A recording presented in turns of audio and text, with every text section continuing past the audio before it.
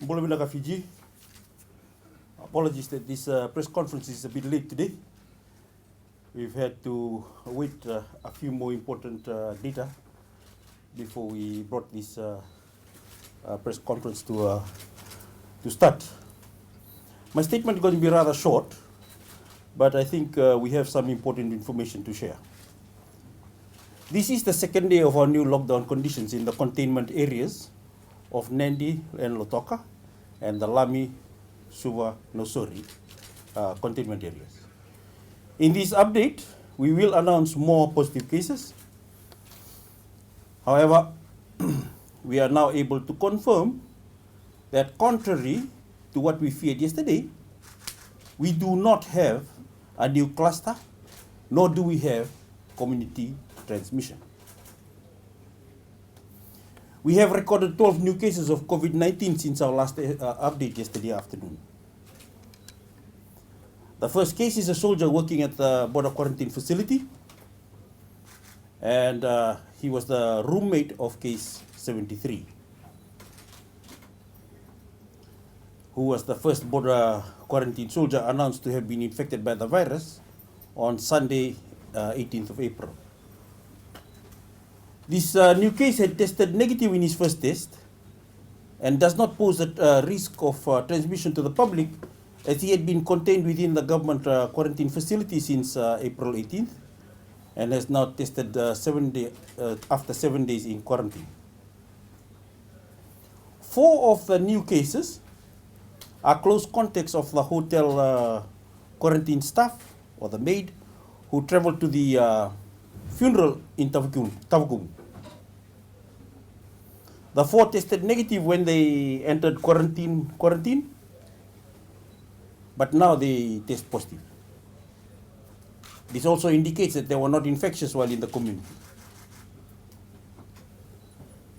The next 7 new cases are all related and all close household contacts of the 29-year-old female from Makoi, who we revealed yesterday. And we thought that this was going to be our first case of community transmission. By community transmission, we mean a case that cannot be linked to other cases or to international travel. As mentioned yesterday, finding a case of community transmission is of great concern because it indicates that an outbreak is widespread and uncontrolled, and there is imminent devastating impact on the country. However, further investigation has revealed that the infected woman's husband is a 30-year-old soldier who works in the border quarantine facility in Nandi, and he has tested positive.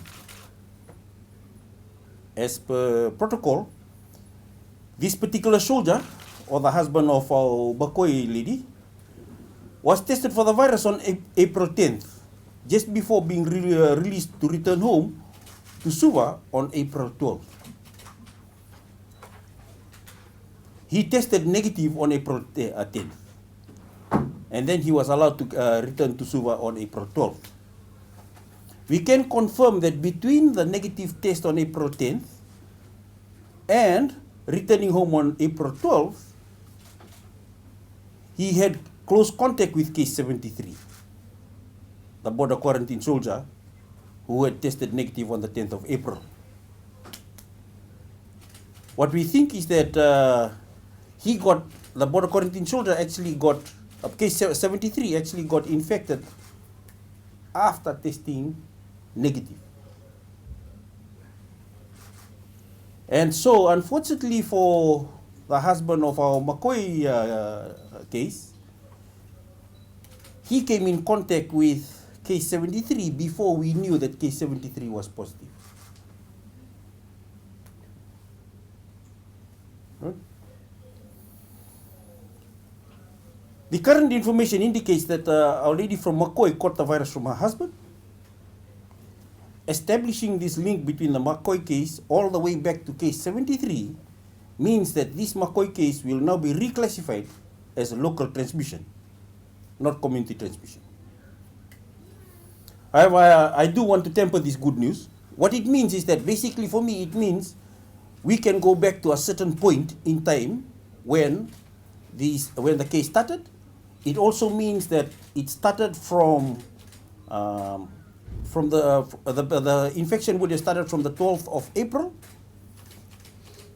A new person got infected after that point from the 12th of April, and that the Makoi lady is actually just a primary contact of our soldier who is her husband.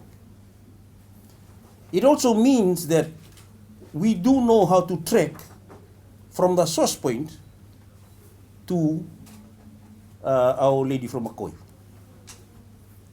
However, I do need to temper this good news because we are currently tracking the movements of the Makoi family, and our initial investigation does indicate that there is a large number of contacts that they made in the community. Our likely window of transmission for the family started when the husband extending from the April 12th, that's on a Monday, to Sunday, April 25th. So now there are 36 active cases in isolation, 14 of which are border quarantine cases, and 22 locally transmitted cases. So even though we now know that we do not have community transmission, we still need to maintain our containment areas. The reason we need to do this is because, as I said, the Makoi family had quite a large number of contacts and they moved around quite extensively. The maintenance of our containment areas will help us trace all the contacts more effectively and more efficiently. This is necessary to ensure that they are safe, the community is safe, and the country at large is safe. We will make necessary changes to the health protocols as and when required. In the meantime, all health protocols are announced yesterday will remain. As part of our extensive tracing efforts, I'd like to make also an urgent plea for all those who attended the Nasarevi church service in Nandi at 10:30 a.m. on Sunday, 18th of April. We need them to contact the nearest health facility or 158 helpline. Also, any person who traveled from Vitilevu to any of the outer islands, including Vanuatu, from April 19th, Monday. We also want them to contact the health team or 158 helpline. We believe that these are two areas that require some attention in terms of picking up more potential contacts of existing cases. Again, I want to urge all Fijians to stay the course and follow the measures that are necessary to contain this outbreak in order to get us back to normal. Our containment areas are necessary and unavoidable because they are the only way to stop this infection from spreading. We plead again for everybody to please remain at home. Try to take care of all your necessary business such as shopping for groceries and other amenities in your immediate neighborhood. I also want to repeat, wear your mask if you go out, avoid social gatherings, maintain a social distance of at least 2 meters when you're outside your house, wash your hands frequently with soap and water for 20 seconds each, and download the Care Fiji app. Thank you. State your name and your media organization and use the mic that has been provided. Fiji-san. Good evening, Dr. Fong Tale from the Fiji-san. You've announced 7 new cases related to the Makoi woman this afternoon. However, you haven't escalated measures to contain that. Can you just explain why the ministry is taking this move? The lady in Makoi and the family, all the 7, they've already been taken to an isolation facility. We have them in an isolation facility as we speak. They had been taken to that isolation facility prior to this. The level of the contact tracing that we have to do is from the time is in the period from the 12th of April to the time that we took them in for isolation. We're taking a lot of history around that. The actual work that has been done, they have actually cordoned off a certain area around where they reside, However, that is quite a busy area. And even if when I went down today to look at the checkpoint over the side, it doesn't look like many people were still, there was a lot of people trying to cross the checkpoint. So, what they're going to do is that we are going to have a targeted screening in and around that particular facility, the house, in and around that house. We've already got an aerial map that actually maps it out. And then there is a zone that they have marked between two bridges. I can't tell you which places it is because I have not, but I do know that there's 31,000 people living within that zone that they have earmarked for more intense screening. So we will be swabbing everybody in the first area that's close to that house, and then they will go through the 31,000 to work out who needs to be swabbed. Okay, so that's the escalated plan that relates only to her, to this the McCoy family, and the fact that the whole 7 of them are positive. I just didn't share it because it is an operational detail that we'll still need to, I'll need to share more about this particular operation in tomorrow's briefing. Dr. Fong, Semi Turanga from Legend FM News, 36 cases, 14 border, 22 locally transmitted. How are they, these patients? Are you able to give us a little bit about their conditions without revealing too much, really? We believe that as far as we can work out, they are all stable. At least one had been moved closer to a hospital setting, just as a precaution, more because they were more symptomatic, but not because they were getting, utterly sick. It's just more symptomatic. So what we do is that we usually put somebody in an isolation facility, which is all hospital-based isolation facility, like in the subdivision hospital. We'll put them there while they are asymptomatic and while they are mildly symptomatic. As soon as the symptoms go up a bit, we move them closer to a divisional hospital. So we are moving to a divisional hospital tonight. But that is out of an abundance of caution rather than actual reacting to a crisis. Dr. Fong, Rakesh from Fiji Times. Sir, when will the ministry reveal the test results of the first locally transmitted case? I believe the sample was sent to Australia. Yes. We should be getting more details of that, of those samples. I'm hoping that we will be getting it very soon. Actually, I'm hoping that we'll get the results tomorrow so that I can discuss it more extensively in terms of what it means. I think I'm hoping for tomorrow. Doc Shelvin, Fijian, the travel in and out of the checkpoints, have you, as the Ministry of Health, set certain guidelines? Because what we observe today, what others observe today, there are some free movements. So is there a guideline on who and how you can move in through the checkpoints? I think because the agenda for the lockdown was a hugely medical agenda, there was a medical agency in doing the lockdown. And on that premise, when I called it, we didn't think too much of the other agendas that we have to take into account because we didn't have the time to do it. However, because it was a whole of government movement, we did allow a little bit of free movement today because we needed people to go to their homes. We did need some people to go to their homes. As of tomorrow, you will see a more firmer management of our borders. And I do hope that I'm expecting that as we move forward, we will start to escalate and tighten up our measures a lot more. There is a lot of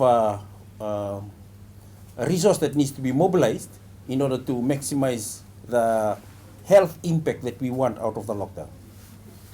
Dr. Fong, still on the movement within and out of those containment zones, are you able to tell us what sort of screening mechanism was there for those people that you were allowing to move in and out, go home and go to their homes, and those emergency runs that you were allowing? what screening mechanism was there? Because for people who are at home and saying we are following everything, and they're seeing these people moving in and out, so people are becoming more cautious and they're thinking, I don't want people from that zone coming into this zone. I want to be safe in this zone. Yes. What sort of screening mechanism was there? Yes, I've set up a team over this side, and they come through the 158 number, then from the 158 number they get referred to a number, and then a group of doctors then sit down and go through risk assessment based on recent travel history and movements. And then we work out from there whether you're a high-risk person or a low-risk person, and then we work out whether you're eligible to move. Well, one of the things that we are quite mindful of is that we need that process not to be something that you just freely ask for. You got to really want to engage in the process in order to move, because if you got an option to stay where you are, we'd like you to use that option. It's only when you desperately need to make the movement that you engage in what we are setting up. Dr. Fong, Josiah from FBC News. Does the reclassification change the risk of spread? What it does change is the fact that we now know that there is a beginning point and we can start aiming more towards an end point. If I did not know when did this cluster start, then I will have to go back a long time to set up some of our measures. So like if you see some of our, like I said, the travel out of from Vitilevu to the islands, I can now say travel from, what did I say? I think the 20th of April onwards. You know, I can say those kind of things. That just gives us a little bit of a starting point. It also allows us when we are making assessment of high risk and low risk, we can enter that date as our starting point for risk assessment. So like if you went into a certain area well before the dates that we mentioned, then you become a low risk. So there is a lot of, for us as a group of medical people, it is from an epidemiologic point of view, a piece of information that makes it easier to manage the whole spread and containment of the disease. Doc, would you be able to highlight the travel history of the McCoy family since the 12th of April? So those listening today, tomorrow, would be able to come forward and say we made contact with them? Yes. That's, I was hoping that I would get that information today, but because it is very extensive and because it involves some degree of personal information, we have had to relook at the whole, all that write-up. What I am going to do is I'm going to highlight the places and events of interest that arises from all the cases.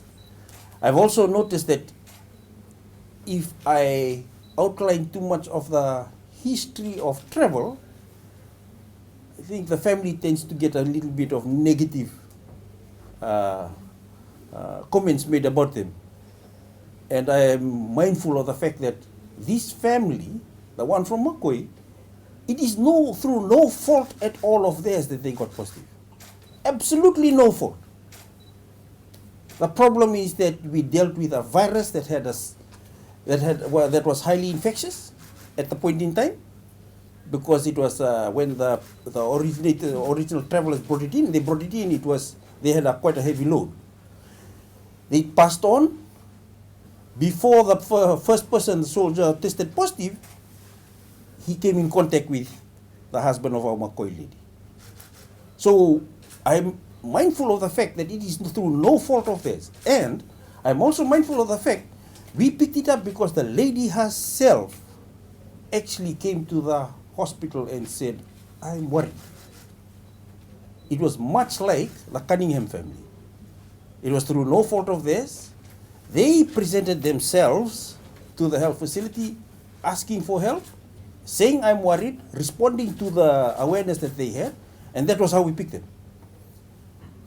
And one of the things I did learn from the Cunningham family is that when I start naming where they went to, there was a lot of bad comments that were thrown around about the places they went to and stuff like that. So I am now going to nuance all my press release to make sure that I am only talking about events of interest or sites of interest with regards to contact tracing. Dr. Fong, given how fast the virus has spread, is this an opportune time to start discussing, talking about the variant that we have? Oh yes, that is a concern of ours. This is one of the reasons why we sent the specimen off. We all know that we have already said that the original virus seems to have come from India.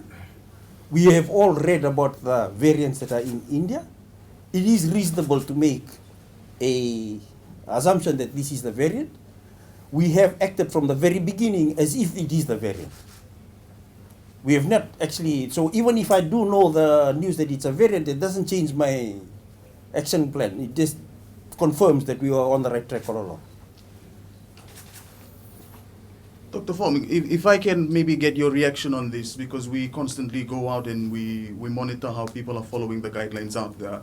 Today we saw youths playing volleyball in Andawa, a rugby match in the Umbati. Maybe a message from you to these people who still do this up till today, because maybe the message comes from someone else, they may not listen.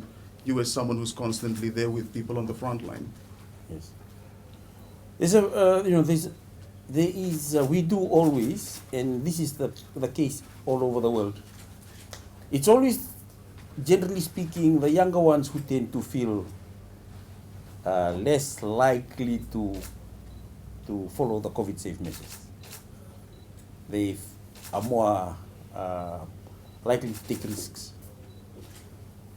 The unfortunate point is that for those who are taking the risk is not being taken by them. They are transferring that same risk to the more vulnerable people. What I'm getting at is that our younger group, because they are more resistant to the severe effects of the disease, they actually don't incur much of the risk. They only will keep passing. And so the risk is that they will pass it on to their parents, on to other sick members in their family, and then we will have more severe disease admitted into the hospitals. It will mean that because the severe disease is in the hospitals, all the doctors and all the nurses will have to go back to the hospitals. We have to stop the screening program, and we just have to let the disease go through the community and just catch it at the hospital. That is what has happened. That's a kind of a plan that does happen when there's a massive outbreak. When there's a massive outbreak, the medical personnel will drop all screening tools, go all back to the hospital, protect themselves, and just deal with what's coming in. And when that happens, I tell you, nobody is protected. You're only trying to protect people from the final result, which is the ultimate result, which is death. But we're not preventing anybody from getting sick. So this is one of the reasons why we need the community at large to talk to those people who are playing around, playing rugby, trying to play volleyball. Get them out from there. If it doesn't happen, call the police, tell them to come and deal with these people. They need to stop. I've just finished sorting out all the gazette notices today. I signed the last of the few gazette notices today. I'm hoping that you'll give us enough more legal power to start going and stopping all these social gatherings. Thank you. Doc, since we have seen that the frontline workers have tested, they were negative tested first and then they later tested positive, are we, is the Ministry of Health, going to screen all frontline workers again? Before any frontline worker exits, we test. What is going to change, and this is especially relevant with regards to the new variants that are moving around. What will have to change is that we will have to put in some more mitigation measures to make sure that when we test you, in the period from the test to the time you get your result to the time you leave, we need to make sure that you stay protected. So in this instance, somebody was swabbed.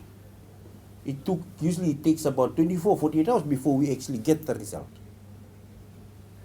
So when the result comes back negative, it may mean that the person is 2 days old, and there's a possibility that they may, if they have had some contact as per the soldier of the Makoi lady, they might get the infection after the swab.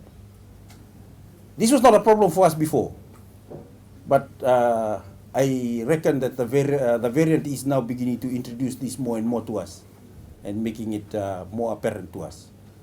I mean, it was always a danger, but I think it is more acute now. Dr. Fong, the soldiers who are based in the quarantine facilities, is it true that they are not following strict measures by the ministry? I would say that we've been operating for 365 days, and we didn't have, any outbreak until this day. We are always having to mend quarantine conditions to make sure that people who are engaged in quarantine conditions are following the requirements of the quarantine conditions. And the perception that it's the soldiers is a bit unfair, because 90% of the people out in there are soldiers, 10% are medical people, and then after that you got a smaller percentage that are outside that group. So it's always going to be a perception that if there is any breach at all, you're always going to be, like, there's a huge chance it's going to be medical from the military. I think what is important for us is to understand that the quarantine condition is different now. We had previous diseases that we could easily quarantine, and it was more easy to enforce the quarantine. With COVID-19, we have got a very different characteristic to work with. Its ability to infect others has escalated with time. Now there is greater recognition that airborne transmission is a risk. There's greater appreciation of airborne transmission. And in some of the quarantine facilities where there is closed area, where it's a closed and contained space, airborne transmission is even higher. So I would say at this point in time that whilst the easiest thing to do is to keep blaming the people who's managing the quarantine as they're not complying with this, they're not complying with that, please, we need to remember the challenge that we're dealing with. The fact that we got the virus and then we were able to stay under control for 365 days is a record by any means. We have had countries that are well more developed than us, have had more resources than us, and their conditions have been breached much quicker than us.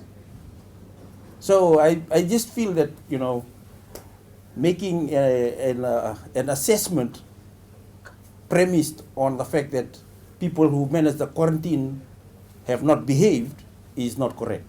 And I don't think it helps us in the long term.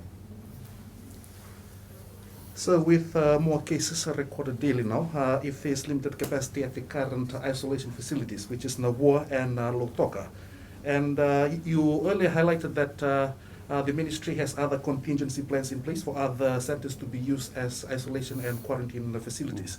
Can you clearly outline these areas? Okay. When we started off, we said we were going to try as far as possible. Anybody with COVID-19, they must stay in a hospital-like setting. So we said, divisional hospital, we started off with divisional hospitals, looking after both. Now, as you get more cases, then we say, okay, now we have to move the asymptomatic and the less symptomatic people to the sub-divisional hospital setting, or a setting outside the divisional hospital, but a medical setting, nonetheless, hospital setting nonetheless. And that's what we did for Nandi and Navua, so that we could leave Lotoka and CWM for severe cases. Got it? Right. Everywhere in the world, what they've done is that as you get more cases, then you start to create isolation facilities in the community. That means you try to replicate the isolation conditions in the hospital, but in community setting, so that you can move the less symptomatic and the less sick people into those facilities, and you stagger it upwards. Those who need close monitoring, they go to the subdivisional hospital, and those who are sick, they'll go to the divisional hospital. When you really want to escalate it even more, if we get a lot more community transmission and we have a lot more sick people, then you keep on moving out your isolation facilities until you get to the point where in some of the bigger countries where they have a lot of outbreak, you end up with, if you got COVID-19 but you're not sick, stay home. And then from there, then you escalate to a community isolation, subdivisional hospital, and then you go to divisional hospital.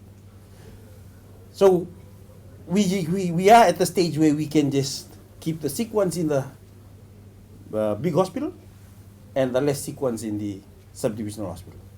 That's the way we are operating at the moment. But as I said, if things escalate, then we will start with the community isolation facilities, and then if things isolate, we'll have to come up with home isolation protocols.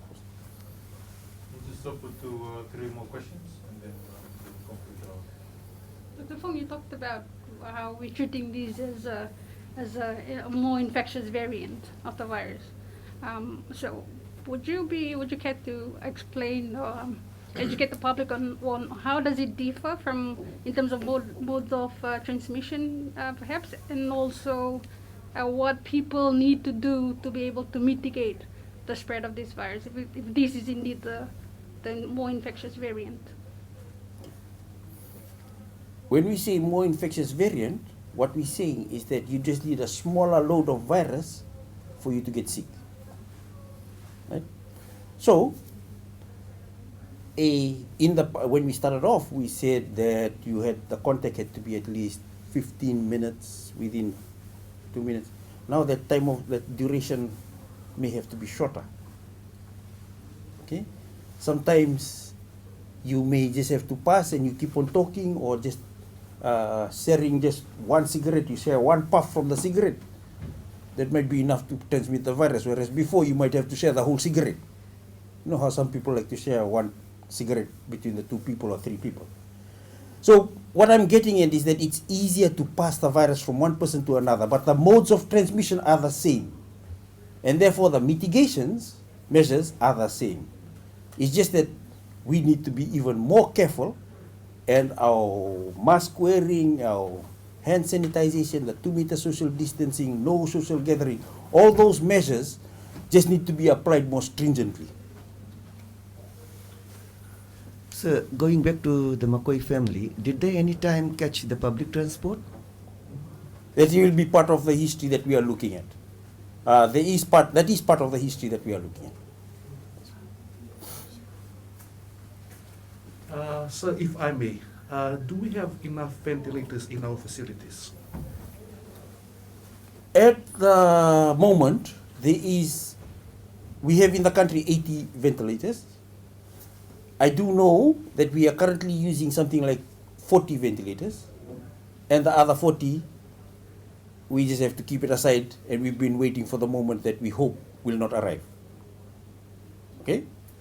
There is also, we have been loading up on some of the treatment that is required for our patients, and we are hoping again that we do not end up having to require them.